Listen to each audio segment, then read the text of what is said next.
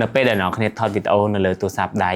បើសិនជាអ្នកគ្នានៅចិត្តទូរស័ព្ទដៃសំឡេងអ្នកគ្នានឹងឮច្បាស់ក៏ប៉ុន្តែបើសិនអ្នកគ្នានៅឆ្ងាយពីទូរស័ព្ទដៃសំឡេងរបស់អ្នកគ្នានឹងកាន់តែខ្សោយហើយមានសំឡេងរំខានចូលច្រើនតើយើងគួរធ្វើបែបម៉េចទេខ្ញុំមានប្រភេទ microphone ទូចមួយអានេះ brand របស់ Hollyland អ្នកគ្នាអញ្ចឹងគឺវាមាន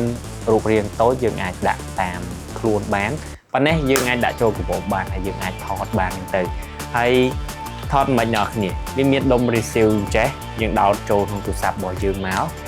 បន្ទាប់មកគឺយើងមានដុំ transmitter ចេះទូរស័ព្ទរបស់យើងអាចនៅឆ្ងាយពី mic របស់យើងនឹងរហូតដល់300ម៉ែត្រអញ្ចឹងហើយនេះគឺជាមូលហេតុដែលធ្វើឲ្យសំឡេងរបស់អ្នកគ្នាច្បាស់ទោះបីជាអ្នកគ្នាឈរឆ្ងាយពីកាមេរ៉ាក៏ដោយអញ្ចឹងវាមានវិធីសាស្ត្រច្រើនទៀតដែលយើងអាចធ្វើបានអញ្ចឹង